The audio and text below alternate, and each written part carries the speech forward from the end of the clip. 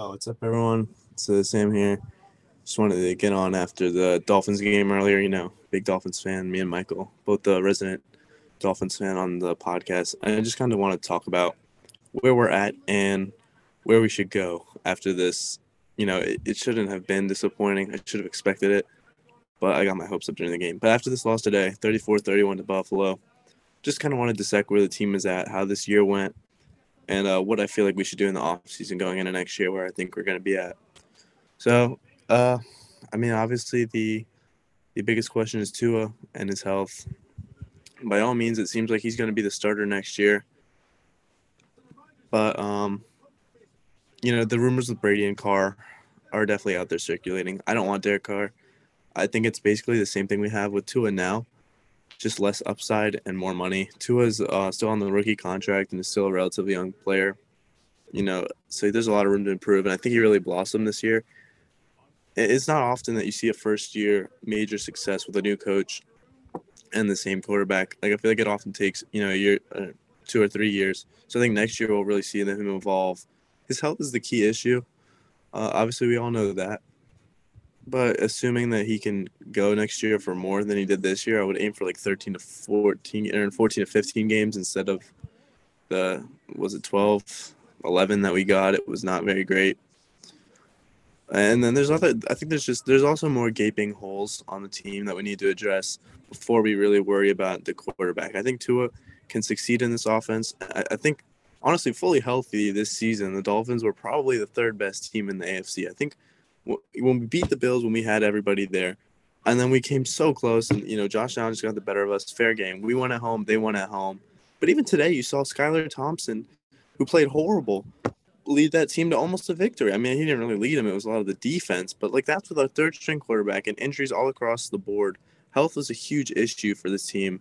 We want to talk about Byron Jones being out, Nick Needham being out, Emmanuel Ogba being out. Teron Armstead is banged up. Tua is out. Jalen Waddle gets banged up. Tyreek gets banged up. Everyone is hurt. And I get it. There's injury problems on every team, but the defense was just devastated this year. Noah Igbogany not being able to go a lot.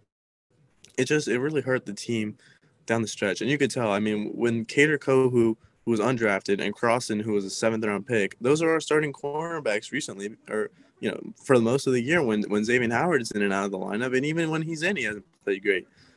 But so if everyone's healthy this year, I see us as probably the third best team in the AFC. I think we're honestly better than Buffalo, and I think that'll be on display next year. There's some interesting stuff that we got to do in the offseason to take care of. And without a first round pick, it definitely makes it slightly more difficult, but it's by all means doable. I don't think that should be a huge problem, really. So, I mean, this year was, I think, a good stepping stone. It wasn't quite where everyone wanted it to be when we were 8-3, and that stat about Tua being undefeated when he starts and finishes a game. It didn't quite end well from there, but I think injuries are largely to blame, and it's just disappointing that that's the way it panned out. I think McDaniel is definitely the coach going forward. I thought he was great. Any rumors that he should be fired, I think, are honestly ridiculous. He did great things with the offense, and he really helped Tua blossom. I think we've seen that a lot with first year coaches this year, especially Dable in New York, also with the Giants. He's done pretty good this year, and even to a certain extent, O'Connell up in Minnesota with Kirk Cousins. Cousins had one of his better years, even though they just flamed out this year. Today in the playoffs. This was one of his better years too. But back to what I was saying. Yeah, this was a good year. I like McDaniel. I like the team, really. I mean, obviously, not a lot of Dolphins fans are completely sold on Tua, but I definitely think he's serviceable enough to get us pretty deep in the playoffs, honestly, after seeing today and seeing how he played. And just seeing that any given day, even with this Ravens game just now, it was Tyler Huntley against Joe Burrow, and the Bengals only won because of a defensive touchdown at the end. So I think you can really go toe to toe with anyone. It doesn't quite matter. You don't need a superstar QB. You can do good with just a good QB, and I think that's what Tua is. He's a top 15 quarterback in the league for sure.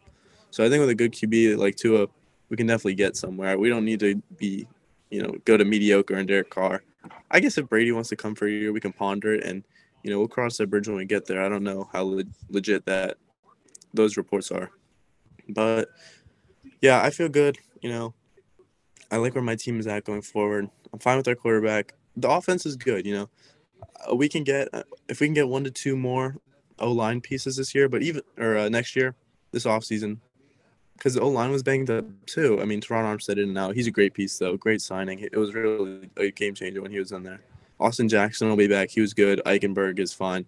But, yeah, we can get another starter or two on there. That'll be good. But the defense has to be the main focus going into the offseason. I think, honestly, an interesting piece is Jalen Ramsey.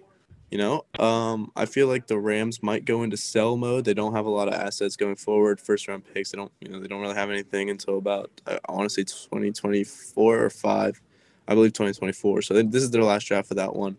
But at some point, with uncertainty around McVay, Stafford is hurt and aging. Cooper Kupp's great, but you're just so top heavy on the team. I think Jalen Ramsey is a piece that you can really get an asset out of. And with Davian Howard getting older, and I don't want to say he's washed, but he's not great. And then Byron Jones is coming off the injury. I like him. I want him to come back, but I don't know how many holes that'll plug really. And Nick Needham is he's a good corner. I like him, but I don't know if he quite also fills that hole too. I think we need a clear cut A guy. A lot of the top teams in the AFC really have that, so I think the Dolphins definitely need theirs. Sabian is decorated. I just don't think he's where he needs to be. We need the help. I don't mind putting him at 2 and Byron at a 3. And they're also just paid so much. Like, if you're going to get paid that much money that he's getting paid, you need a little more production. So, an interesting swap maybe, or just cut Xavier and send him somewhere else. I don't know what you do with him, but possibly move on there and take on Jalen Ramsey. It's one of those kind of buy low things, really. And then maybe we flip him later on or something. But I think you can get them pretty low now. I don't even think they would give up first, or they'd have to give up the first. If you throw a this year's second and next year's second at them, I don't see why the Rams wouldn't at least consider it, getting Ramsey's contract off their hands and getting a second round pick for that. And that would plug the Dolphins' needs too. I think that would be a very even trade to a certain extent. So definitely got to shore up corner. I like the D line. I think the D line is really the strength of the defense. We got to make sure we keep Wilkins on. I think he really asserted himself this year. It was a great coming out party for him. And Sealer was good. I like Sealer. Phillips has been blossoming before our very eyes, really. I mean, I thought he was awesome at the end of the year. He really came on and started to pop off my screen pretty much every week.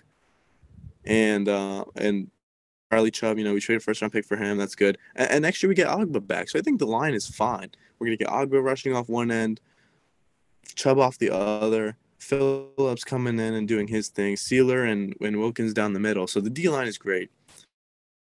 Eric Rowe and Jerome Baker, honestly, I mean, I think you can get by with those two at linebackers as you're starting. Even and Van Ginkel coming off the edge too. I thought he was good. We got a lot of good on the front seven, so there's not much negative I have to say about that. A lot of serviceable players developing very nicely.